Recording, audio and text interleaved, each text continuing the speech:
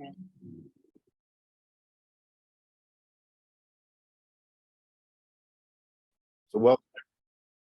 welcome everybody. Thank you for coming. We had a few hiccups here about the speaker tonight, and David Kahn had graciously volunteered at the last minute, and unfortunately I didn't get to change the flyers or the emails on it. So I'm going to proceed as advertised, and we'll have David on in a future talk. So this I'm going to call this the new face of weight loss, and this is a presentation I will be giving in about 3 weeks at AMMG in Florida. So if you're not going to make it, you'll see it here. And because there's been all sorts of changes and new things have come out in the last couple of years that have really sort of revolutionized things. Like I said, this is a CME lecture, so here's my disclosures, which are none, and in objectives. I always find this a little bit fun, so what I did is I went back and did a short history of diets. I'm going to go through everything because we could spend all day doing that. And then again, how did we get here? The four sort of pillars of what we look for and what we try to address, which include chronic inflammation, nutrition, hormone balancing, and a mind-body lifestyle program that I have. And if you want, I have a handout on that that the AMMG people are getting, and I can send that to you. It's an 8-week program that and we'll go through that pretty quickly.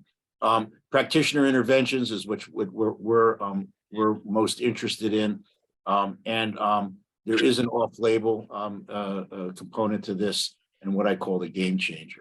So a brief history of diets. So us physicians were all geniuses in the late 70s, early 80s. Low-fat diets became the thing, and it started actually in the late 50s and early 60s with a doctor named Ansel Keys, who did something called the 7 Nations study. And what he did was he studied European and African nations for heart disease. And he found that the areas that during World War II that were deprived of meats and saturated fats, and then later on the cultures that are more vegetarian had much less cardiac and heart disease. He kind of cheated a little bit though, because he actually looked at 22 countries, but they didn't all fit into his sort of hypothesis. So he only took the 7 that did. So he, like I said, he kind of cheated a little bit. And as we all know by now, just eliminating cholesterol was really kind of a boondoggle. So this was a cover of Time magazine in 1984. Cholesterol was bad. 2014, cholesterol is good. And then of course there's what's so great about kale? Will red meat kill me? And what to eat now? So this brief history of diets, like I said, is kind of fun. And I start with this one here. This was a pamphlet written in 1862 by a funeral director. His name was William Banting. And there's a picture of him on the left. And in 1869, there's a picture of him on the right. And his quote was that of all the parasites that affect humanity, I do not know of or cannot imagine any more distressing than that of being obese. There was a term that came to be known as to ban. He stated that he could not stoop to tie his shoes nor attend the little offices humanity requires without considerable pain and difficulty, which only the corpulent can understand. I have been compelled to go downstairs slowly backward to save the jar of increased weight on his ankles and knee joints, and he was obliged to puff and blow at every slight exertion, especially going upstairs. The problem was that he had, quote unquote, no direct bill of fare to know what was really intended. In other words, he didn't have a roadmap. He didn't have any type of guidelines. He was spared no pains to remedy this by low living. A moderation in light food was generally prescribed, and it seemed to make things worse. He said his system was brought into low impoverished state without without decreasing the corpulence. This was the cover of the pamphlet. He sold like 60,000 of these. Remember, this is 1862. I think there were printing presses then, so that was quite a achievement at the time. He had many obnoxious boils appeared with two rather formidable carbuncles for which he had to be operated on, and then he was fed into increased obesity afterwards. He came up with a cure, his cure for corpulence: 4 moderate meals a day versus 3 large ones, vegetables of all kinds grown above the ground except peas. He stated that weight was gained from eating peas. Fruit was less likely to increase weight if cooked without sugar rather than eat raw. Fat was to be skimmed off of gravies and jellies, and expressly prohibited bread, milk, butter, beer, sugar, and potatoes. Does that sound familiar? 1862. All root crops, including carrots, turnips, parsnip, swede, and beetroots, they were actually discouraged. This was his routine, and it sounds kind of disgusting, actually. 1 tablespoon of an alkaline corrosive to carry the dregs of acidity left in his stomach after digestion. At 9 a.m., he had 5 to 6 ounces of beef, mutton, kidney, or broiled fish, a large cup of tea or coffee, and a small biscuit or 1 ounce of dry toast, making 6 ounces solid, 9 ounces liquid.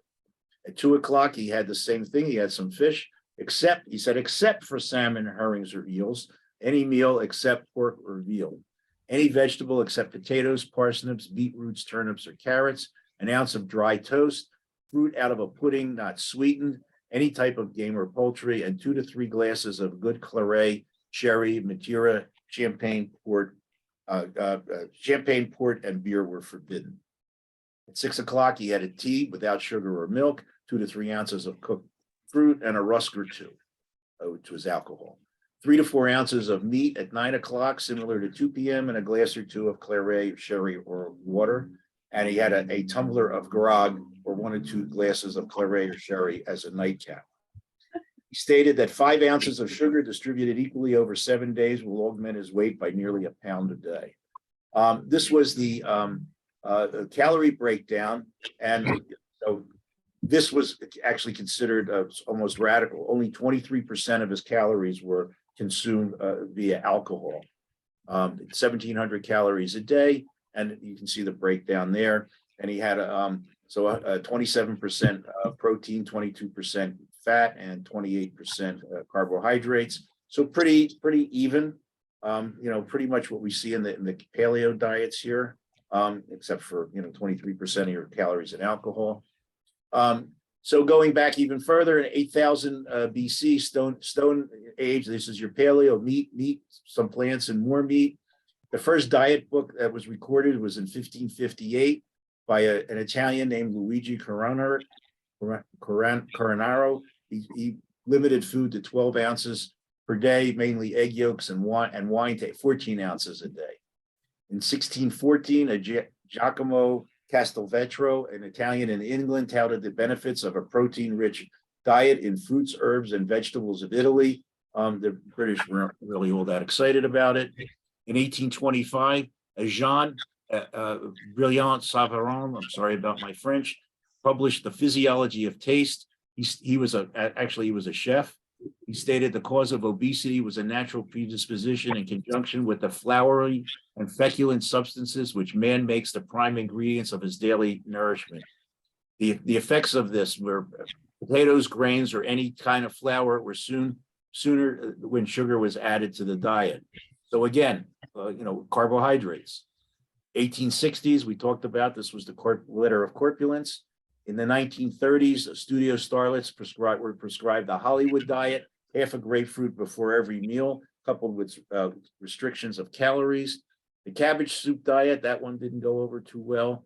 I've mentioned Ansel Keys in a 7-country study in 1958. He linked dietary fat consumption to coronary artery disease. In the mid-1950s, urban legend and opera singer Maria Callas dropped 65 pounds by swallowing tapeworms. Not really recommended. In 1960, Nathan Pritikin and Dr. Lester Morrison postulated that animal fat deprivation was, as seen in World War II, led to a lowering of cholesterol and heart disease. It became eventually the Pritikin plan, which was a less than 10% saturated fat diet. Weight Watchers was founded in 1963. They were all pretty much the same. 1960s, an American physiologist in Salerno, Italy, published the first scientific study on the Mediterranean way of eating. 1970s, the grapefruit diet made another comeback by a fellow named Mayo, who called himself the Mayo Clinic, and he became rather well known because it was mistaken for the real Mayo Clinic. The Sleeping Beauty diet was touted by Elvis, in which he sort of drugged himself for 2 or 3 days, and so he wouldn't eat. And then, unfortunately, he drugged himself to the point where he didn't wake up. 1978. Atkins published The Diet Revolution. Now, remember, this was right when the low-fat diet, no fats were any good, which claimed that avoiding carbohydrates would peel off pounds and lower the risk of metabolic syndrome, diabetes, and high blood pressure. There was actually a hearing in Congress where he was upbraided. Also, the medical community, much like today, decided that he was a persona non grata. The Stone Age diet introduced man to again back to the paleo diet. Dr. Sanford Siegel in Miami formulated a special cookie. Slim Fast, that was always a favorite. A shake for breakfast, a shake for lunch, and a sensible dinner. That morphed into OptiFast and MetaFast in the late 80s. I was actually ran a program at our hospital tied to the cardiac rehab program there. Dr. Tarnower published the Scarsdale diet, which was a moderate calorie, fat, carbohydrate, and protein diet. He was shot by his girlfriend. Phenylpropanolamine became a trademark name in 1979. It was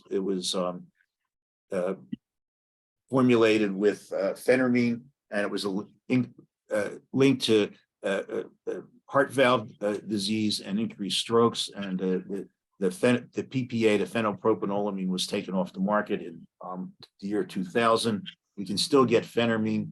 In the 90s, the Atkins diet had a revival with a second release of the book. The Zone diet, which was a specific ratio of carbohydrates, fats, and proteins. The South Beach diet was sort of the Atkins and Mediterranean put together. In the 2010s, the paleo diet was sort of just a repackaged ancient meal plan of meat, eggs, fish, protein, and low to no processed foods. It became popular through CrossFit. In 2011, the HCG diet, which had actually been formulated in the 1930s, and sort of had a revival, and we used that quite a bit. HCG, the pregnancy hormone, increases LH, FSH, and TSH, but it was paired with a really strict diet. Like, it was supposed to be 500 calories and just fluids.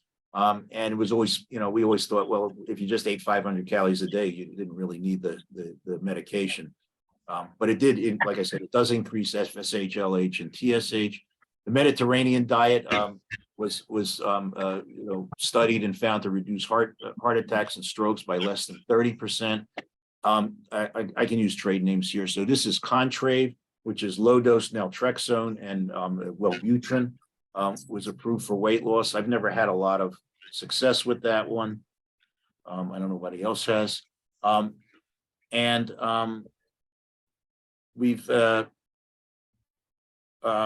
now at the GLP-1s, the incretins, the diabetic drugs that secrete, that stimulate insulin secretion, inhibits glucagon, it controls appetites and cravings, it slows emptying time from the stomach, it increases resting energy expenditures, and improves sleep.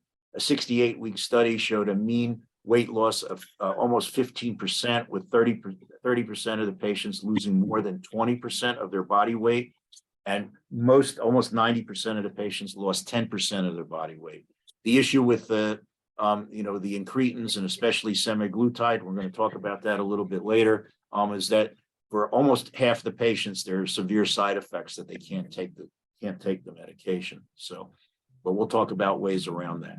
So our 4 pillars of weight loss are inflammation, nutrition, hormone restoration, and our mind-body balance. So inflammation, for us old guys, was a really hard concept for me personally to to sort of wrap my head around. It just seemed foreign. But we'll talk about that. The low fat diet should have lowered cardiovascular disease. The problem was it only looked at at the narrow numbers, the lipid numbers, and it didn't look at the whole body. And it really wreaked havoc with a lot of lifestyles. And the sort of the dogma that you have to get the LDL down to 70 or lower, and it didn't matter how you did it as long as you did it, and it didn't matter what the rest of the patient's life was like. We have Dr. Lillo in our group, who's one of the lipidologists. I mean, you can't convince him otherwise. So I don't try anymore. Like I said, the holy grail of dieting was low fat, high carbohydrate diets. I remember, we had a diabetic, we had to prescribe the ADA's recommendation, which was about a 70% carbohydrate diet, which of course only made things worse. Atkins said low fat equals fat, and it seems counterintuitive. But if you look at the low fat guidelines where they came in the late 70s, early 80s, 15% of the US was considered obese in 1985. And then as time went on, you can see the obesity lines go up, and now it's in some places up to 70% in some areas of the country. And, it's at least 20 to 30% on almost everywhere. And so what happened was that the food companies, happily took fats out of their products and put sugar in. So what happened? A funny thing happened on the road to the low fat diet and saving hearts. This was the food pyramid that was produced by the U.S. Department of Agriculture in 1992. And as you can see, the basis is 6 to 11 servings of bread, rice, cereal, pasta, 3 to 5 servings of vegetables, 2 to 4 servings of fruit, 2 to 3 servings of meat, fish, nuts, and then fats sparingly or not at all. And so this was the food pyramid, and it really should have pretty much been turned upside down. So what happens with those kinds of diets is we end up with sort of internal inflammation. And like I said, I like to use this as an analogy. The reason being is that for us old guys, the concept of chronic inflammation that caused, was sort of the cause of all disease. Well, we've been studying this for a long time now, but if it's, I like I said, just use this as sort of an analogy. This is a town that was about 60, 70 miles southwest of Wilkes-Barre, where I spent many years. It was called Centralia, Pennsylvania. This was the picture of it in 1962. This was the downtown Centralia, Pennsylvania. In that year, it's coal country. To grow coal, you have to have dark, wet, damp weather, and this is the perfect place for it. Summer starts right about Memorial Day, and it ends about the middle of August. And then by Labor Day, it's fall, and by the end of September, winter sets in. And if you get 3 days in a row of sun between the end of September and the end of April, that's actually considered a good winter. So the summertime is rather cherished there, although even though it's 100 degrees and 100 degrees humidity. And so the town elders in 1962 decided that for the Memorial Day parade, they were going to have a town cleanup, and they got all of the 4-H club and the boys clubs, the Girl Scouts, and all of the service groups. They got them all together, and they collected 20 tons of trash. And then they didn't know what to do with it. So being the honest, upright citizens that they are, of course, one of the town elders owned some land, and he sold it to the city that they could use it to dump all this trash in. So they dug it. So he sold it, at 5 times what it really was worth. They dumped the trash in there, and they burned it. Unfortunately, there was a coal vein right under where they dumped the trash, and they burned it, and it caught fire. It actually didn't take them very long to figure out that it was that something had happened down there. So they went to the Lehigh Coal Company, and which was one of the main coal companies then. And the Lehigh Coal Company wanted $20,000 for them to go in there and put it out, which of course they didn't want to spend. So this was by the end of the summer, these plumes of smoke were coming up from underground. As time progressed, this was about a year later. Now these plumes of smoke. So the coal fire burned underground, and it burned towards the center of town from the edge where the dump was. And so by this time here, the ground started cracking, and we started getting smoke coming from the mountainside. And today it's now 2023. It's still burning. The town has been condemned. The state of Pennsylvania paid the residents there. It's cost them so far $400 million to root everyone up from Centralia and move them. And the town is no longer there. This again, here's the main street in Centralia in 1962. And here's the main street in 2002. And as you can see, there's nothing here. And this is the same street corner here. And so that's sort of my concept. This sort of was my aha moment of what chronic inflammation is. Again, here's a photograph of the same road. And as you can see, there's nothing here. And it's condemned. The town is closed. So we want to measure inflammation, and then we want to do something about it when we measure it. So we like C-reactive protein. We do the cardiac C-reactive protein. Our goal is less than 1.0. And this gives us an idea about inflammation in the cardiovascular system. And if we get it early, we can, reduce, again, chronic diseases. Remedies for elevated C-reactive protein is our omega-3 fatty acids and curcumin or turmeric. I usually save the curcumin or turmeric for joint pain. Make sure it has black pepper in it, bioprine or black pepper. Omega-3 fatty acids are anti-inflammatory. They have antiplatelet activity. They support cardiovascular health and mental health. We start here usually with 1,000 milligrams twice a day for the omega-3 fatty acids. The turmeric, usually if you use it in pill form, comes 500 milligrams, and you can use 1 or 2 of them twice a day if necessary. We see very little GI issues with turmeric, and it's quite a good as an anti-inflammatory and for joint pain. LPPLA2 is specific for vascular inflammation. It's pro-atherogenic. It's a marker of plaque vulnerability. Again, a marker for cardiovascular events and acute coronary events.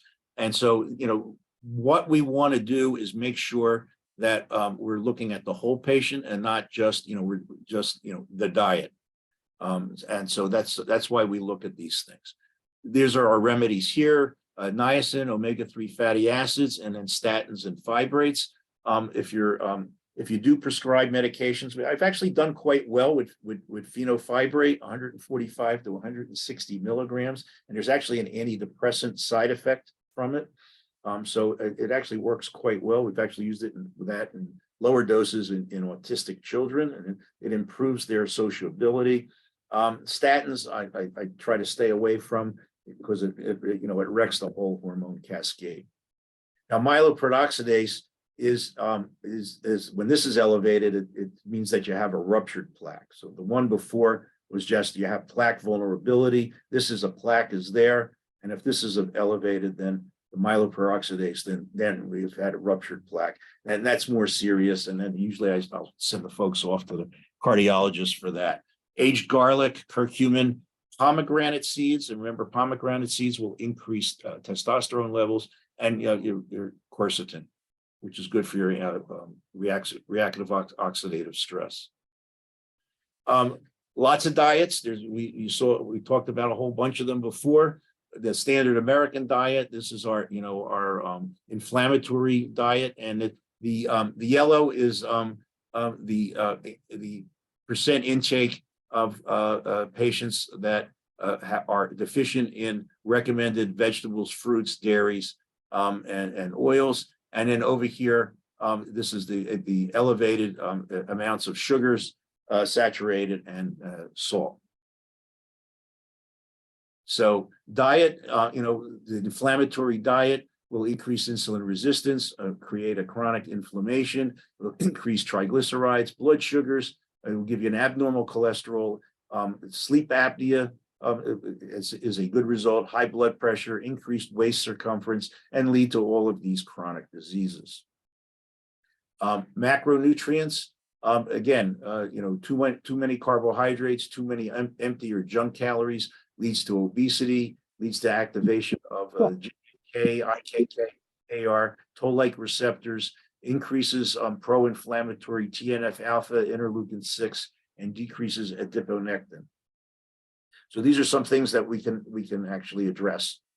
I'm not going to go through all these micronutrients, but you have this list here. We'll make sure that this gets up on the on our website.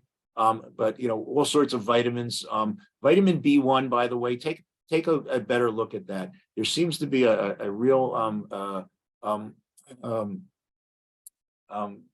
sort of almost syndrome of deficiency, or insufficiency, not deficiency, causing lots of mental issues, anxieties, depressions, and the such. And a lot of times we're looking at B1 deficiencies. This is, again, I'm not going to go read all this, but there's a list of essential micronutrients, and we want to make sure that we cover all of these. These are the energy components of some popular diets, and down here you can see the protein diet, or Mediterranean diet, is about 20% protein, about 40% carbohydrates, and about 40% of fats. The Atkins diet is about 65% fat and about 10% protein and or carbohydrate, and about 25% of 25% fat, protein, 65% lipids, 10% fats. This is a ketogenic diet, is pretty close to the same. Here's the zone diet and the paleo diet. You can see they're pretty much the same. And here's that Ornish diet. This was the the high carbohydrate diet. And I guess in some circles in the medical students, this is still the gospel, but I'm not sure why. Blood sugars. So when we look at blood sugars, I always tell the patients we're going to look at blood sugars 3 different ways, just like the Christmas Carol. So the Christmas Carol was the ghost of Christmas, past, present, and future. We look at the blood sugar of past, present, and future. So this is the present fasting blood sugar. Normal is 65 to 99, but for every, and this is your reference right down here. For every point over 84, there is a 6% chance of developing some sort of blood sugar abnormality within the next 5 to 10 years. So you have a fasting blood sugar, say, of 94 minus 84 is 10 times 6. That's a 60% chance of developing a blood sugar issue within the next 5 to 10 years with, again, a normal blood sugar. 99 is normal. 99 minus 84 is 15 times 6. That's a 90%. So you can use this as a and then the patients, they sort of look wide-eyed at that. You tell them that it's normal, but it's just not quite optimal. We always get it fasting insulin. Normal is about 2.5 to about 25. We want it to be less than 5. And then we calculate insulin resistance. Insulin resistance is the fasting blood sugar times the fasting insulin. You need to divide it by 405. That'll get us our units even. And it's a ratio. Less than 2.9 is normal. Less than 1.9 is our goal. Hemoglobin A1C, that's your blood sugar of the past. That's your average blood sugar over 90 days, 3 months. It's a percentage of hemoglobin coated, glycolated with glucose from the bloodstream. Normal is less than 5.7. Pre-diabetes, 5.7 to 6.4. Diabetes is greater than 6.5. There's a whole bunch of reasons to have false positives, but this is pretty accurate. Homocysteine is a marker for vascular damage with increased risk of strokes, blood clots, heart attacks, and circulation. Normal is less than 11. Our goal is less than 10. Our remedy here is methylated B vitamins. B6, B12, folic acid, but make sure that they're methylated. I had a patient come in a couple of weeks ago. A new one is, and his homocysteine was 32. I sent him right over to the cardiologist. We sent him for a cardiogram, which was sort of equivocal. He had no symptoms. Cardiologist called me and told me I was an idiot. What am I sending this guy for? Not 6 days later, he was in the ER having a heart attack. He had a 99% LAD lesion. So, pay attention. Vitamin D, we sort of beat this one to death. Normal vitamin D is 30 to 100. Our goal is 50 to 80. Midpoint is 65. And so inadequate vitamin D is necessary for bone strength, the immune system, the heart, the brain, blood vessels. And as you know, it's quite, those who had adequate vitamin D levels were fared much better with our viral, infections. Okay. Micronutrient testing. This one is SpectraCell. I had the dream once that I was going to measure all of these and then come up with a customized vitamin pack for the patients, but it turned out to be way too expensive. They were costing $600 to $800 a month. But in the white, so this is a blood test. In the white here, this is the normal. These are B complexes. Here's some amino acids here.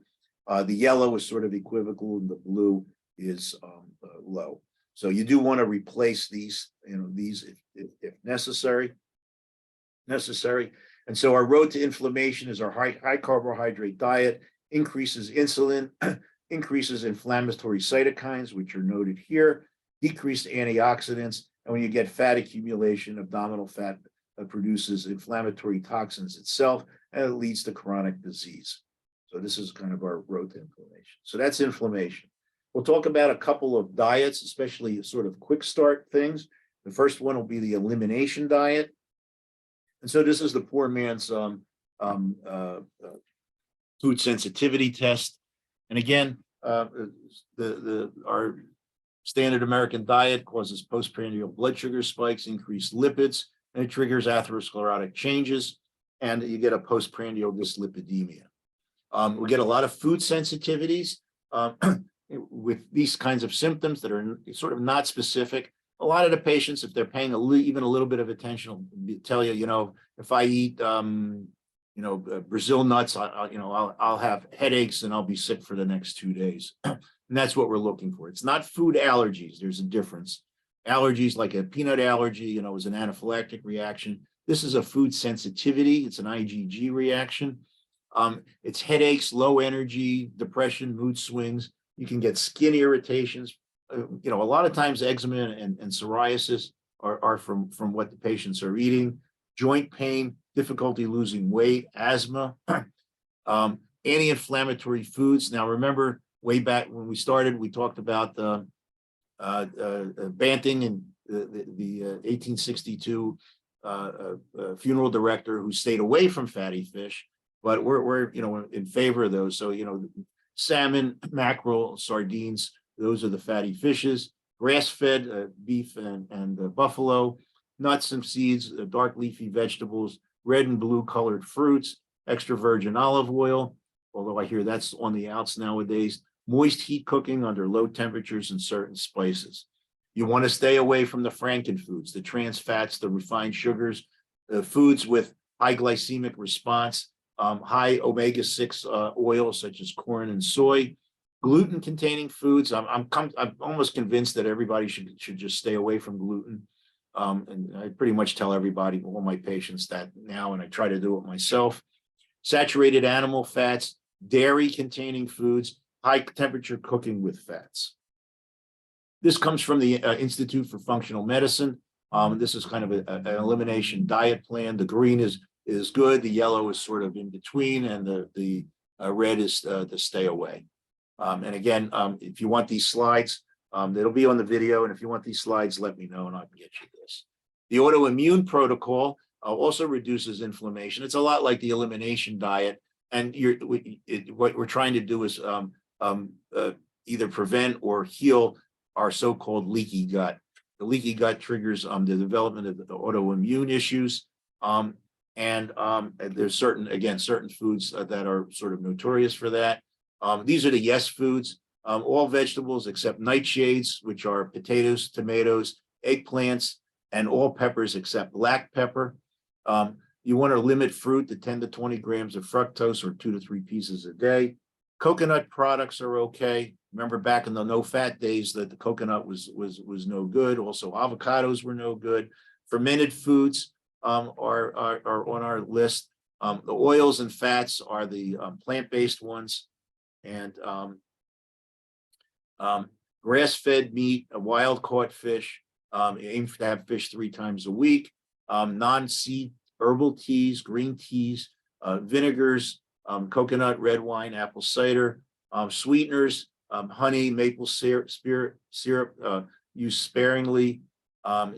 Stay away from the artificial ones. Fresh herbs and binders, sort of grass-fed gelatin, arrow starch are permitted if needed. The starches can cause adrenal issues, and bone broth. Here are the no foods. Again, tomatoes, potatoes, eggplants, peppers, except the black pepper seems to be okay. Artificial sweeteners, corn, wheat, buckwheat, rye, most of the grains, dried fruits, vegetable oils, and animal oils. Eggs are not on the AIP diet, especially egg whites. You can experiment with that to see if you have a reaction to that. All alcohols is off. Herbs from seeds are need to stay away from too, and gums and binders. And so here's that list there. Okay, gluten, a combination of glutenin and gliadin, proteins found in wheat, barley, rye, and triticale, which is a combination of the two. Gluten triggers an immune response in the lining of the small intestine. Small intestine damage interferes with nutrient absorption, increases the risk for bone disease, anemias, and even cancers. To avoid gluten, GI issues, the inability to digest food. The consequences are bone loss, weight loss, iron deficiency. Gluten sensitivity, we call if there are antibody tests if they're negative. I don't even bother really with them anymore unless the patient insists. If they're sensitive to gluten and we do a blood test and it comes out negative, I mean, they're still sensitive to gluten. There does seem to be less small intestinal damage in gluten sensitivity. Symptoms are bloating, joint pain, fatigue, irritable bowel syndrome, or even brain fog. And then here are the symptoms, GI symptoms or the non-GI symptoms for gluten sensitivity and celiac problems. And it, usually the ones on the right are the vexing one. Most of the folks know if they eat something that it makes them ill, they'll try to stay away from it. But it's the non-GI issues, sort of bone pain, dental defects, depression, fatigue, headaches, itchy rashes, joint pain. A lot of these symptoms are similar to mold toxicity when Dr. Campbell was here talking to us. So, it's sometimes a little bit difficult to distinguish between the two. Here's a gluten-free food list. And again, I'm not going to read this, but you can have this as, sort of the part of your armamentarium. Labels to check, again, lunch meats, ground meats. So prepared things. Those are the ones that you really need to be careful with. And broths and soups, again, they have a lot of salt in them, and they have they have a lot of gluten in them. Some of these foods are not gluten-free. French fries, donuts, cheesecake, cereal bars, those kinds of things. There are some that are labeled as gluten-free. You still have to be a little bit careful even with the gluten-free foods. Sometimes it slips in there, and it's usually not totally 100% that way anyway. Protein sparing modified fast. This is less than 1,000 calories. 500 to 800 calories a day is the usual. You need 1.5 grams of per kilogram ideal body weight of protein, 1 to 2 servings of a non-starchy vegetable. Vitamins and nutrient supplements need to be provided. 5 grams a day of sea salt. Usually put it in some water, and you need about 8 to 10 glasses of water. You can use a flavored sparkling water. Again, sparingly. It's probably not good to do that all the time. The portion size for the protein about the size of your palm, and the fruits and vegetables. Pretend you're standing in front of a buffet here at one of the casinos, and you when nobody's looking, scoop your hand in there, make a scoop. So 2 scoops of salad dressing is about the right amount. These are just feeding schedules for protein sparing modified fast. And so this one shows liquid protein, only eating at dinner. HCG, which we can't get anymore. The FDA's sort of outlawed it to be used in the dietary as a dietary aid. But we did use this for a long time. We were very successful with it. 5 to 6 meals a day, small meals. Patients, only ate 500 to 800 calories. And then things to watch out for are things like watery fruits, which are have high glycemic index, versus the lower glycemic index food. So anything you bite into that's all watery, get you all wet and sloppy. So melons are a good example of that. Are usually high in sugar, and they're even higher than sugar than some candy bars, even though they're natural. The neutral ones are sort of apples, bananas, those kinds of things. Pears, you get a little bit of fruit water. Those are sort of neutral, and the best of the best are the berries. So blueberries, strawberries, blackberries, and raspberries are probably the best of the best. Oranges are pretty watery, and they can actually sort of keep weight up. Again, no alcoholic beverages, no white flour, no white bread, oil-based cosmetics and moisturizers that are absorbed for calories from the skin. MCT oil it helps with energy, especially after exerting yourself, and is anti-inflammatory. And the plant-based oils are the good ones. So olive oil, canola, and coconut. I know there's some of the latest literature out says that some of those aren't so good either. But we've done pretty well. This is a feeding schedule for HCG diet, and this was what to eat on it. So basically, meat, fish, chicken, or a vegetable-based protein, fruits, vegetables, and then those are the oils. Okay, this is a list of side effects from HCG. I mean, the doses that we used, I've never seen. Actually, quite frankly, I've never even seen it in the doses that we use for young men to boost testosterone, which can be up to 3,500 units 2 or 3 times a week, which is a really high dose. And I've really not seen any side effects, but it's in the literature. So here it is. If you have a bad day, patients have a bad day and they go off the wagon or on the wagon, if you don't want to deal with meats, you can have an apple day. You begin at lunch. Your patients have 1 apple every 3 hours throughout the afternoon and evening, and they drink water only. You can put some lemon in it. And then in the morning, you pick it up, and so when you get up, and then 3 more apples in the morning, and you stop at 12 noon. You can use Bragg's amino acids or apple cider vinegar with lemon juice as a flavoring. That's the apple day. The steak day is pretty much the same. You can have an apple or a tomato. You can have 1 large portion of steak or even chicken. Again, 100 ounces of water split up over 24 hours. Red meat provides a large amount of slow digesting protein, and it improves cellular recovery. So this is a way to sort of get around, sort of going off the wagon. You can even try this for the 24 hours if you're starting somebody on a plan. The mini fast with bone broth. So you eat 2 meals a day within an 8-hour period, usually between 11 a.m. and 7 p.m., and fast for 16 hours. 2 to 3 high protein, high fat snakes between meals are permitted. Plan your exercise sessions along with bone broth intake at the time of the fast. And it seems that breakfast is the best time to fast, even though we're told, breakfast is your main meal. But breakfast, we seem to get a better response, and actually a much better weight loss production. Make sure they get hydrated. You don't want them to get dehydrated. Usually 1 or 2 of the glasses, put in half a teaspoon of either Himalayan pink salt or sea salt. Make sure the patients don't go hungry. Make sure they use the low glycemic index foods. Again, remember the berries. and the neutral ones are the mini watery ones, apples and bananas, those kinds of things. Stay away from fruit juices, white flour, or artificial sugars, diet sodas, and dairy. And then that meal plan that we had for HCG a couple slides back, you can use that as sort of a guideline.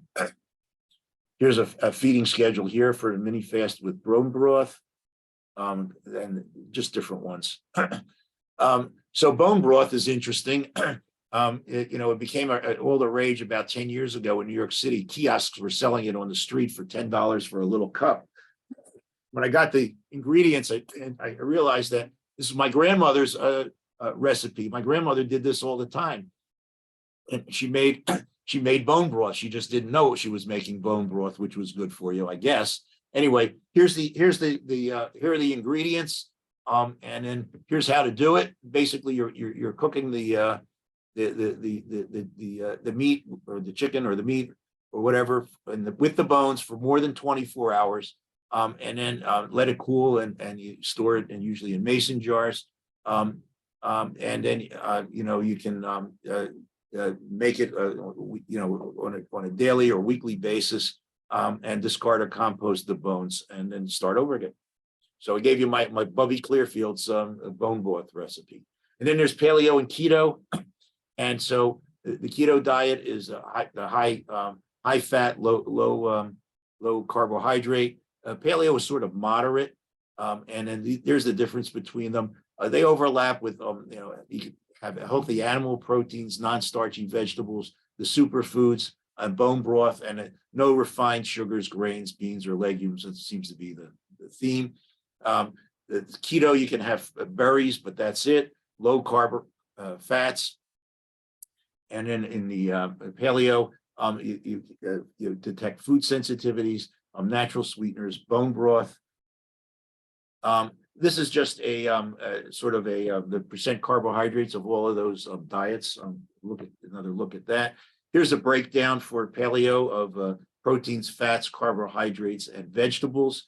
And then again, you can look at what's in each category. But you can see the vegetables as 40%, proteins 30%, fats 15%, carbs 15%. This is just another paleo. The left is good, the right is to stay away from. Legumes are actually not permitted on the paleo diet. So soybeans, lentils, peanuts are out, and the industrial and seed oils are also out. Keto diet is mostly fat, and with some 20 to 25% protein and a little bit of carbohydrate. And these are the no's are down there. So breads, pastas, sugars, milk, corn. Hormones, this is a whole nother subject. And all I did here, and you can again get the slides. This is just a summary of these are all the hormones we use, and the indications for them, and the deficiencies. We want to be Goldilocks with our hormones, not too much, not too little. The hormones that regulate weight and fat are testosterone, thyroid, and growth hormone. So we want to make sure that those are in balance. Oxytocin, there's some literature on it that it will improve the sort of the metabolic balance and weight issues. I know Dr. Halassa and Mike Beamer from Amex, they were working on a plan. I've tried it a few times and I've not really had a lot of success with it. But if somebody out there, has, let me know. This is our evaluation. And again, this is pretty much all we do here. So we have that. And then there's medication. So phentermine, topramate, bupropion, naltrexone, which is Contrave. The HCG we talked about, naltrexone. You can have naltrexone, low dose naltrexone implants. The GLP-1 agonist, which is what I want to sort of talk about a little bit here. AMPK is a metabolic pathway, and there's a lot of supplements that can drive that. Butyrate, it will increase GI motility. The oxytocin, and we're talking about oxytocin. We talk about it in intranasal oxytocin. AOD 9604 is a peptide that has been touted as for a weight improving weight loss, but we've not had a real lot of success with that. And that's the amino acids 177 to 191, I believe, of the growth hormone chain. Tesofensin is a new peptide, and I don't have one here. The one we've just started looking at is called MOTS, MOTS-C.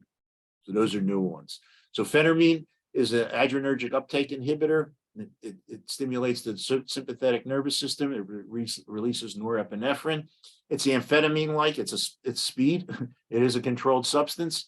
It usually comes 37.5 milligrams as a scored tablet. It does come as low as 15 milligrams. If you write for the 37.5 milligram, you can have the patients break them in half if it's a little bit too strong. Make sure they take it in the morning, usually before 10 a.m. And again, tachycardia, elevated blood pressure, dry mouth, those are the issues there. These are all the contraindications and drug interactions with phentermine. So, you have to be a little bit careful with this one, though it is quite popular. Topiramate is an anti-seizure drug, and Topamax. It's off-label, is used for migraine headaches, treatment of bipolar disorder. And it says weight loss here, but there's actually a combination FDA-approved drug now called Qsema, which has phentermine and topiramate in it. So it's not off-label anymore. It acts on the frontal cortex of the brain to reduce appetite, and it deactivates the addictive centers of the brain. Doses we usually start at 50 milligrams. I've never gone higher than 100. 25 to 800 is in the literature. Side effects are brain fog, loss of mental alertness, memory loss, dizziness, fatigue, dry mouth, back pain, hair loss. There's a combination of phentermine and topiramate called Qsema, Qsymia, and that is a lot more expensive than just using these separately. Usually we use the phentermine in the morning, we use the topiramate at bedtime. Inflammation that we talked about a little bit earlier, effect on weight, it decreases T4 to T3 conversion, leading to a state of thyroid resistance. It increases insulin resistance. It will lower testosterone and increase the expression of aromatase, leading to high estrogen levels. It will increase leptin levels, increases appetite, and it will increase cytokines, particularly interleukins 1, 6, and TNF-alpha, which are pro-inflammatory cytokines. Naltrexone, bupropion, which is Contrave, is low dose naltrexone. The mechanism of action is a combination of an opioid antagonist and an antidepressant. It also increases beta endorphins. It targets the CNS pathways influencing food intake. It suppresses the POMC neuron inhibition in the hypothalamus, and bupropion activates it. So it's sort of a counterbalance. When you dose it, you start at 1 tablet for the first week, and then 2 tablets for the second week, and then two in the morning, 1 at night, and then 2 and 2. That's sort of the high dose. Nausea is quite common, 32%, constipations, headaches, vomiting. I don't know if anybody listening's used this. We've not had a whole lot of success with this one. I kind of use this as almost like a last resort. Low dose naltrexone reduces insulin resistance, increases growth hormone.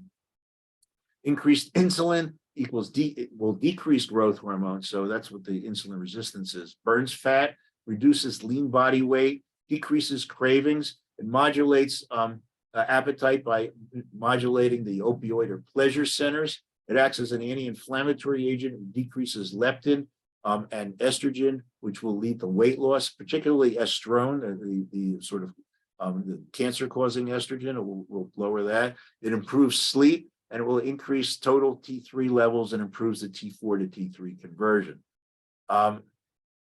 That's not right. No, oh yeah. So side effects. So we usually dose it at night. We have a whole lecture on low dose naltrexone. It will last about 6 hours depending on the dose, and then it wears off. So that the idea is that we're loaded up with endorphins when we're ready to go in the morning. About 10% of the patients, though, have some sort of insomnia from it. And so I used to just back it down to 8 p.m., 6 p.m. Now I just tell the patients just use it in the morning, and they seem to do quite well. I got this from the literature, nausea at 32%. I don't really see it. We have a couple of people can't have nausea. I don't think I've had 5 patients in 20 years that we've been using this, that we've had to stop low dose naltrexone because of nausea. So I'm not really sure where that number came from. And in nightmares, we do see that about 20%. The books call it vivid dreams, but patients do tell us some wild stories. Usually they go away. And again, I don't think I've had anybody stop using this because of nightmares. That's pretty much it for side effects there. There are naltrexone implants. We can implant 1.1 or 2.2 gram cylinders in the lower abdomen, in the buttocks or the lower lumbar spine, which is where we do it. It'll last about 3 to 4 months before it wears off. You still need lifestyle changes. You still need to watch what you eat, but it lowers greatly cravings, and it reduces desire for eating and drinking and so smoking.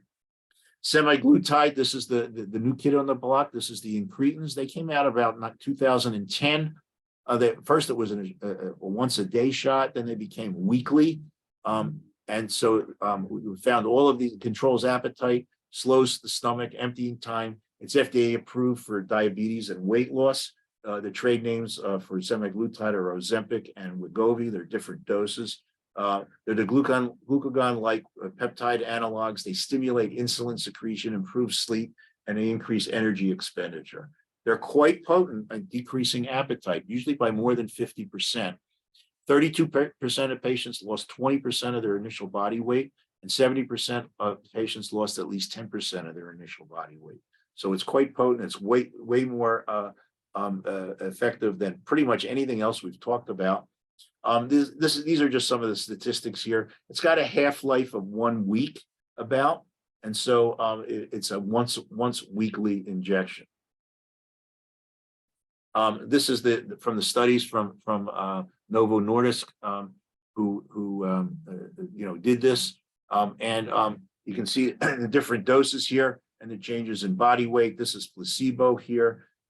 This is semaglutide, 0.4 milligrams a day, and this one here is, I think this one's Trulicity, so that's sort of moderate, and as you can see at different doses, we get a really nice weight loss, and this was on average. Our patients, so I'm going to show you a little bit different way to go about this. And as you can see, placebo is here, weight loss, and this is semaglutide, and this was over a year's time. Here's a dosing schedule. Started 0.25 milligrams, then for 4 weeks, and then every 4 weeks go up by a half milligram. And then for the weight loss dose, you can go up to 2.4 milligrams. And this is an IM shot weekly. You have no dosage changes for GI issues or renal or hepatic issues. You need to be careful with insulin and oral diabetic meds. It does not seem to affect your blood sugar if you're not diabetic. It will decrease your fasting blood sugar by approximately 10 to 15%. And on average, it will decrease hemoglobin A1C by about 1.2 milligrams. But there's always a but. The but is there's a high incidence of nausea to the point where the patients can't take it, up to 44%. This again came from the company itself. Fairly high incidence of diarrhea, vomiting, constipation. The one we hear about is nausea, and it can be quite severe. It's also usually not a covered, insurance covered medication. Sometimes the company puts out a coupon, but it's not insurance covered. And the last I looked, with a discount coupon, it was $1,350 a month. They usually come in a four pen pack. It's a once a week shot. And as you know, the pharmacies won't take it back if you can't take it. So, it can be quite expensive, and, and then you have to give it away because you can't use it yourself. So, contraindicated in a family or personal history of medullary thyroid cancer. And even that's kind of, that's in the package literature. I mean, they fed rats 75 times the the equivalent adult doses, and some of them develop this medullary thyroid cancer. So I'm not sure that that's even legitimate, but it's in the literature. Routine monitoring of serum calcitonin and using thyroid ultrasound is uncertain value in early detection of medullary thyroid cancer in patients treated with semaglutide. All weight loss drugs have an issue with you can develop cholelithiasis from it, hypoglycemia, and a slight increase in heart rate and suicidal behavior and ideation. That's not specific to this one or any of them. And again, the cost is $1,500 to $1,700 a month. And now we're going to go off label because we fixed it. So we took semaglutide. We for some reason we're able to get the raw material. We mixed it with vitamin B6, which is what we use for pregnant women that are have morning sickness, and BPC 157, which is an anti-inflammatory agent that came from gastric juices. If you know anything about this, it's quite potent as an anti-inflammatory, especially for joints, and it's also quite potent as an anti GI disease issue, and it's quite potent in healing. It's useful for all of these things that you see here: leaky gut, GERD, irritable bowel syndrome, ulcerative colitis, vomiting, diarrhea. And it comes in pill form. It comes as an injectable, and we've been able to get it put together as in a solution. All three, they're compatible. And we use very tiny doses. We start at 0.2 cc sub-Q, and we do it 5 days a week instead of doing a once a week shot. And we've had much less nausea and vomiting. Our discontinuation rate, remember, it was 44% for the official rate. Ours is less than 4%. We started using this actually on January 1st, 2022. This solution, I was actually my first guinea pig. My birthday's February 12th. So 6 weeks later, I went from 177 to 155 pounds. Today, I weigh 157. We've been able to keep it off. It worked quite nicely. I just didn't feel like eating, I'll tell you the truth. And we go back to it once, maybe every 3 to 4 months, and we'll do another round. The bottle will last 5 weeks if you do it at 0.2 of a cc. Some of the patients, like I said, we have a 4% discontinuation rate. And for some reason, it's all our discontinuation patients are women. Not sure why, but it is. I really haven't figured out why. And I try to predict who it might be, and I haven't been able to do that either. But we've been quite successful for this. We have over 500 patients on it. We have less than 4% of them have had to stop because of the side effects. On average, men will lose up to 1 pound a day, up to 30 pounds in a month. And women usually about 1/2 to 3/4 of a pound. I have had some women lose 30 pounds. Our worst patients lost 5 pounds in the bottle will last 5 weeks. We'll do 2 rounds if they need it that much. Then we have to take a break. One of the things that we found out is that if you use it continuously, you'll become accommodated to it. It'll stop working. So this is quite potent. It works quite nicely. Our wholesale price is $159. That's with needles. And then there's a shipping cost too. What we found out is where we're getting it from, they're shipping it. They're charging $45 to ship it, which was a lot per person. But they ship it to the office. They'll send it once a week to us and in bulk, and only charge us $45 for the whole week. So that's what we've been doing now. So this is kind of our whole plan. So we use the semaglutide, 5 days on, 5 days on, 2 days off. We started out telling patients to do it 20 minutes before their biggest meal, but it seems to work better if you just do it in the morning.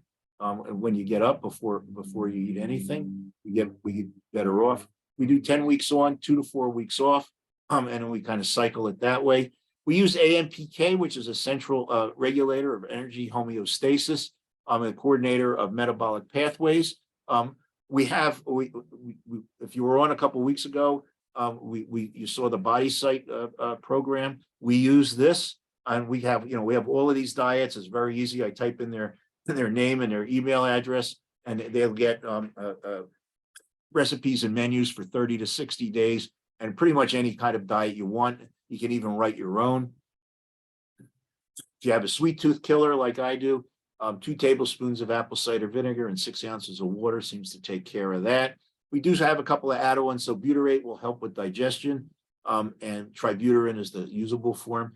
Oxytocin, 24 units, AC and HS. Like I said, Dr. Halassa likes this. I've not had good success with it. We've used a little bit of tesofensin. It's kind of expensive, and 1 milligram a day. And really, so we're playing with MOTS-C.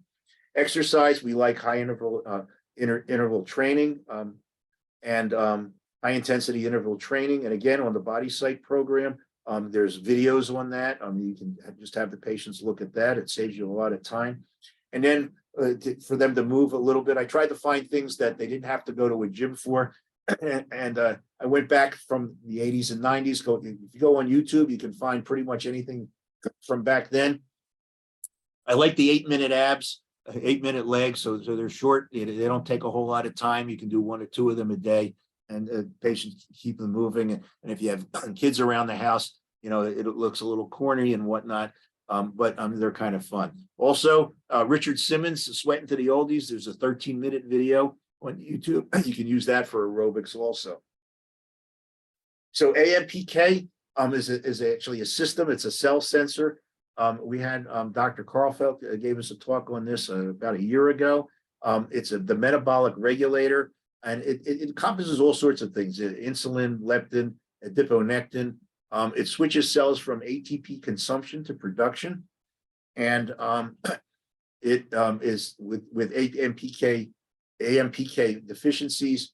You get this mitochondrial dysfunction, which seems to be one of the watchwords these days: chronic inflammation, heart failure, increased cellular stress, high LDL, loss of insulin sensitivity. It drives skeletal muscle tonicity. It inhibits mTOR and NF-kappa beta. It activates the NRF2 and SKN1 receptors, and it's activated by heat shock, exercise, phytochemicals, metformin, AICA, and methylene blue. The TCDs and metformin are AMPK activators. You can use that. You can also, we like berberine and resveratrol. And there's a couple of companies that make a combination one. The one we use is AMPK activator. We actually get it from Life Extension. And we use that as pretty much as a fat burner. It inhibits cholesterol and triglyceride synthesis. It's good for muscle glucose uptake, cellular uptake of glucose, and it's actually is biogenesis of that glucose transporter. Here's some AMPK stimulators: methylene blue, metformin, ACAR, ginger, ginkgo, butyrate, and gynostemia, which is a Chinese herb, which transports fats to the cells. It reduces fat storage. It's been shown to reduce insulin resistance up to 35% and reduces glucose production by 29%. And this is the main ingredient in that AMPK activator from Life Extension. It's about $17 or $18 wholesale. AMPK this gynostemia transports fats to the cells to be used as energy, decreases visceral fat, and as I mentioned, it decreases insulin resistance by 35%, decreases glucose production by 29%, and it has anti-aging properties also.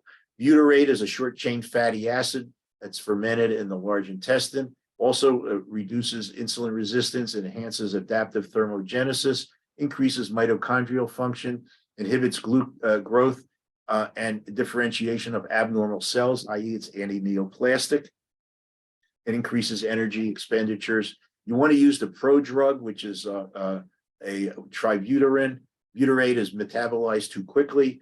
Butyrate is sort of like a coated butyrate, and you get better plasma concentration levels with that. It's an anti-inflammatory. It inhibits interleukin 12, it increases anti-inflammatory interleukin 10, and it decreases TNF alpha interleukins 1B, and 6. It's useful for weight reduction. It decreases visceral or brown fat. It has no effect on brown fat. It decreases white fat. Attenuates fatty infiltration of the liver, and plant sources, butter, ghee, and there are some supplements you can get for this. There's the references for that. Oxytocin, again, like I said, this Dr. Halasso is sort of the proponent of this. We've tried it. I've not had good success. There is some literature that it works well. It plays a role in glucose and metabolic homeostasis, insulin sensitivity, downregulates the HPA axis, decreases cortisol, facilitates insulin secretion, and glucose metabolism is inversely related to oxytocin levels. Suppresses sugars and carbohydrates, decreases food intake and visceral fat, and it decreases food consumption in men greater than women, and in bigger patients rather than smaller patients. The dose is 24 international units, which we have it made in a 120 milliliter, 20 unit per milliliter solution. And so it's 12 international units per spritz into the nose. So one on each side in the morning, one on each side at night. Studies have showed weight loss just using oxytocin of up to 9.8 kilograms in 8 weeks. This is just a summary sort of how oxytocin works. And the acute effects, reduces calorie intake, reduces respiratory quotient, improves beta cell responsivity, decreases body weight and weight circumference, and lowers total and LDL cholesterol. AOD 9064, and I'm going to skip over this one. I've not had a lot of good success with this one either. It has been touted for weight loss. There's no change in IGF-1 levels, no effect on insulin levels, side effect of headaches. It's been also used for osteoarthritis, osteoporosis, post-herpetic neuralgias, and migraine headaches. It stimulates tissue repair. It stimulates lipolysis and lipogenesis. There's the literature for that. This is the new kid on the back, terperazine side, which is Morjano. Is the trade name. It's from Lilly. This is semaglutide, but it also has a glucose-dependent insulin polypeptide added to it.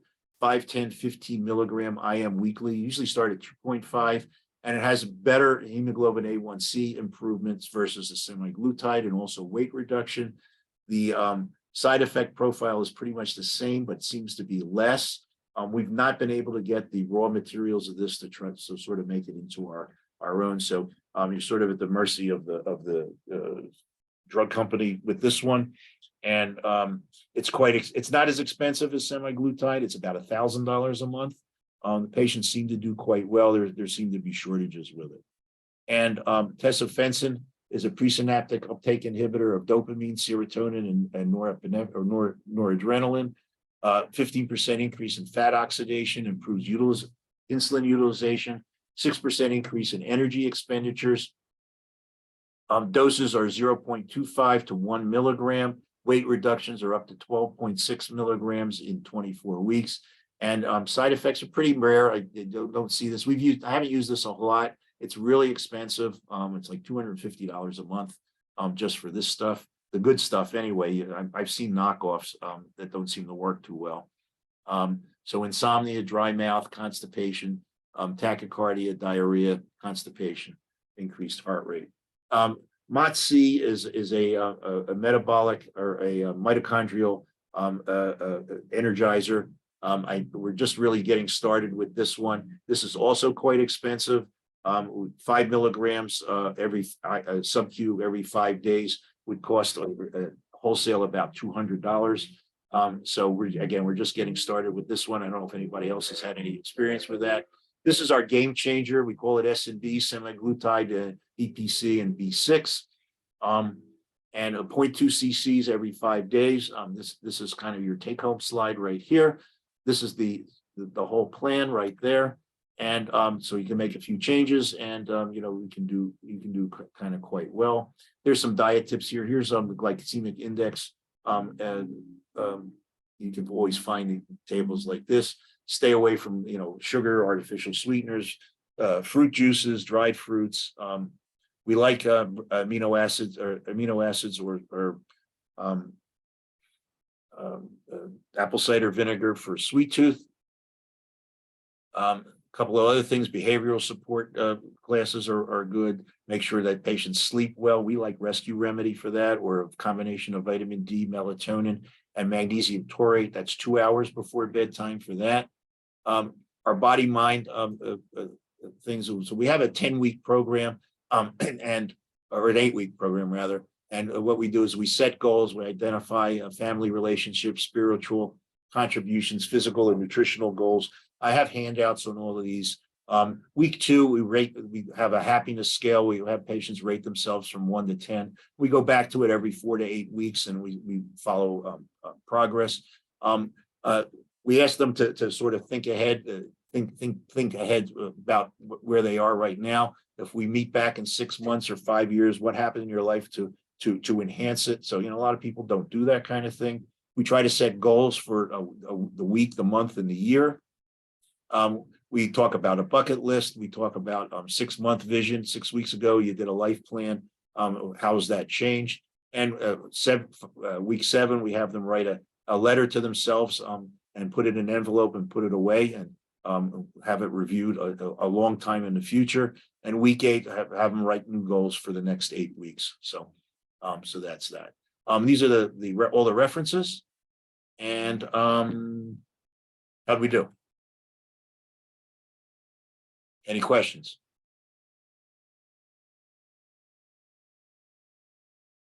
Anybody out there? Dr. Clearfield, you have 12 questions in the chat. I see that. Okay. I'm going to stop the share here, and I'll go to the chat here. Okay. So thank you all for listening. Is there such thing as a safe gluten, like organic? Quite frankly, I don't know.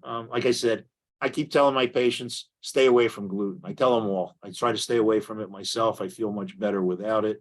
You know, it's difficult sometimes. You know, you go to an Italian restaurant, it's hard to stay away from the bread, but do the best you can. Dose for statins. So for as a binding agent to decrease triglycerides, and I would do pretty well actually with total cholesterol and LDL cholesterol with it also. I usually start at 145 milligrams. The highest will go is 160. Like I said, there's some behavioral components to it, especially for autistic kids. There you want to go about 45 milligrams to 90. Can you insert naltrexone pellets along with hormone pellets? I would separate them only because I don't really know. I wouldn't do that. I would do them separately. I wouldn't put them in at the same time. Does insurance cover semaglutide for weight loss? I have no clue. We don't deal with insurance, so I have no. They'll probably cover it for pre-diabetes. Actually, we've had a couple of people that we keep getting, but we don't bill insurances, but we've had some people try to get it covered, and they keep sending back these pre-authorizations, and they sent one back every day for 2 weeks in a row. And I told them I'm not filling them out anymore. It's just ridiculous. Allegedly they'll probably want you to do 16 other things ahead of time that are cheaper before that, but allegedly you should be able to get it at some point. Strength of the naltrexone implants, 1.1 gram or 2.2 grams. I usually start with the lower one to begin with, and if they do okay and they don't have any side effects, again, nausea, insomnia, and they usually don't have that, but nausea and nightmares, if they're okay with that, we'll go up to the 2.2 on the second one. And again, that's not a complete, it's not just we're going to do these implants and you're done. They still have to do it. It'll decrease their appetite, but you still have to do a diet. You still have to do the lifestyle thing. You can do it, I mean, every 3 to 4 months. It's fairly effective. I mean, it's a tool. It's, like I said, it's not a be all and end all. Pharmacy source is Hallandale Pharmacy for that. They do it. They'll get it to you, and it's pretty inexpensive. Stomach emptying time to aid in fullness for a longer period of time. What about the transit time of the digestion of the steak, which stays in the stomach 72 hours? So therefore, slows emptying time doesn't seem safe. Well, again, you can get nausea, you can get diarrhea and constipation. But what it does is it decreases your appetite to the point where you're really, most of our patients are eating way less than half of what they normally eat. So it's usually not really all that. I mean, if you're going to gorge yourself, it can happen, without eating, without taking anything. But like I said, your intake is greatly decreased, and patients don't seem to mind it. So that's it's really kind of a moot point. Have I seen patients who don't respond to semaglutide? Only the ones who either can't take it or they don't take it. They don't want to take it. They don't want shots. I know there are pills, but we haven't tried them yet. We have used semaglutide with Zofran. The other things that we'll do is we'll decrease the dose to 0.1 milligram every day, or 5 days a week, then every other day if need be, or even every third day. Do I increase the dose of semaglutide? Only if some people seem to get accommodated to it a little bit, so they can get, it doesn't work quite as well. So we do increase it. I've never gone more than 0.4 5 nights a week. I've seen other combinations. We haven't used them. I've seen them with B12 in a combination.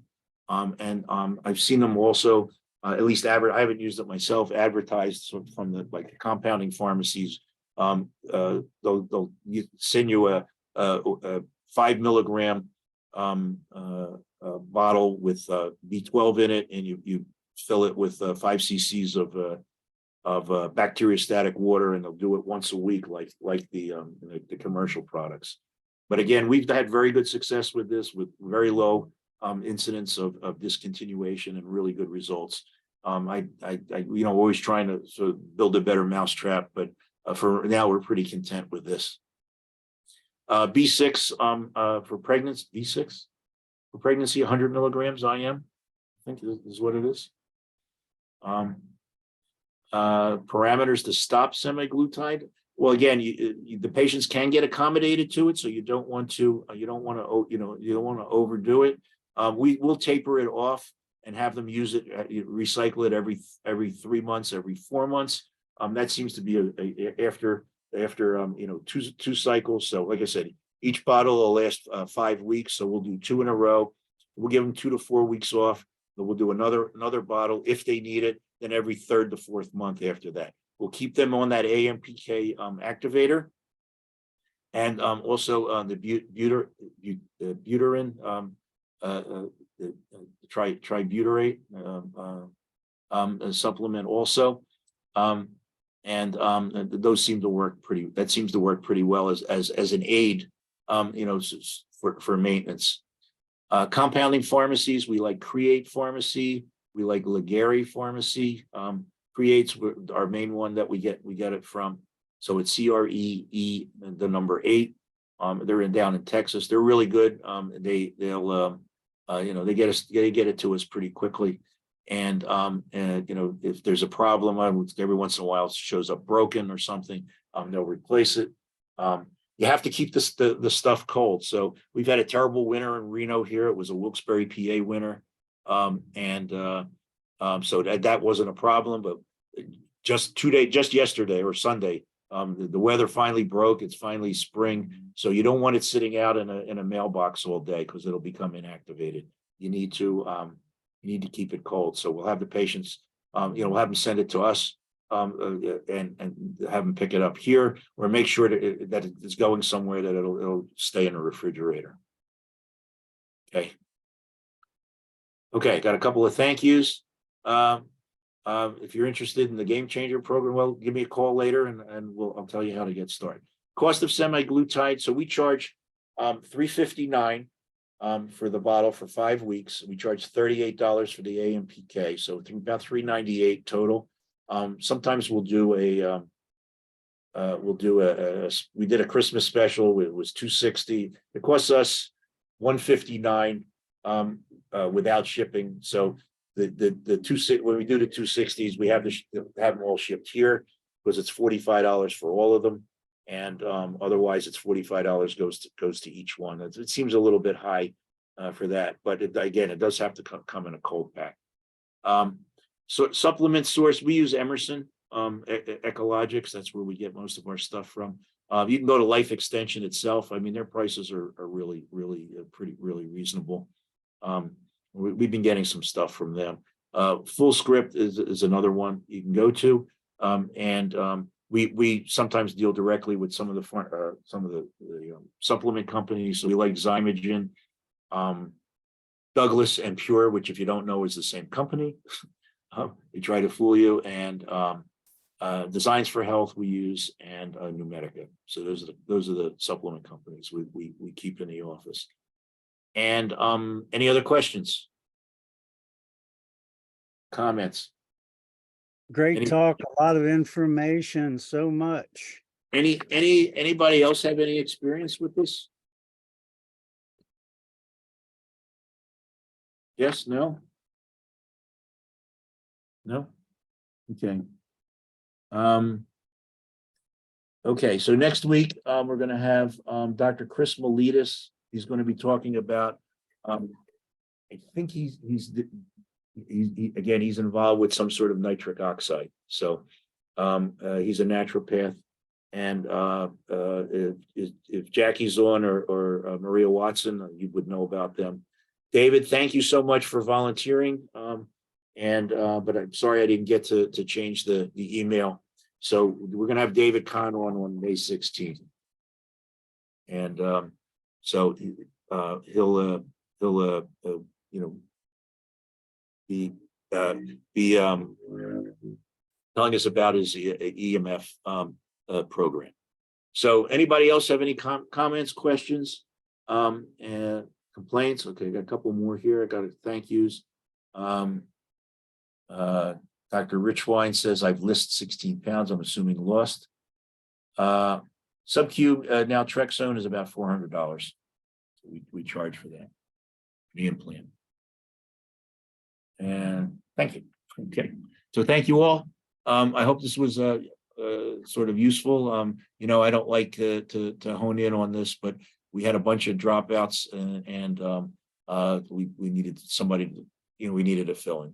So anybody who is new here, thank you so much, and for coming. Please don't be a stranger. If anybody has anything they want to contribute, if you like to present, as you can see, it's a non-threatening environment. The only thing scary here is Dr. Burgess's beard. And of course, my sidekick Joel's off today. He's out gallivanting around somewhere. That's the other one. That's the other beard. So, John and Dr. Mulho, thank you for hosting here. So I didn't have to do that. And everybody, will see you again next week, same time, same station. I'll have the video up on the website, which is aosrd.org/webinars. And I think what I'll do is I'm going to put the slides on there too. So you'll be able to get them from there. So, rather than me sending them out to, 20 different people. So, okay. So thank you all so much. Thank you for your attention. I will see you next week. And like I said, we'll have Dr. Chris Miletus. If you have anybody, if you don't want to present anything, and in 2 weeks, by the way, Dr. Blanchard Stone is going to be speaking for us on pandas and acute immune encephalitis. So that's a little bit more complicated than this. So, if you have anybody who wants to present, and even if they're afraid to, this is kind of a non-threatening environment.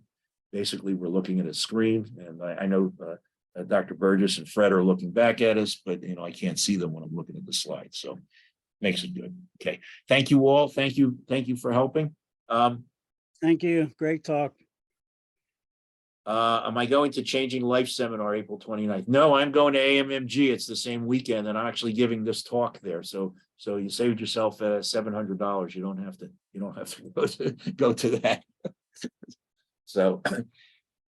So I will not be going to the Changing Life Seminar, unfortunately. Take notes, and I will I'll try and make it another time. So good night, everybody, and thank you so much. Okay. I am awesome. Well, okay, thank you. Yeah. Okay. Good night, John. Good night, everybody. Good night, Dr. Moho. Thank you for your help. Thanks, David, for being here. Thank you. Shell, as always.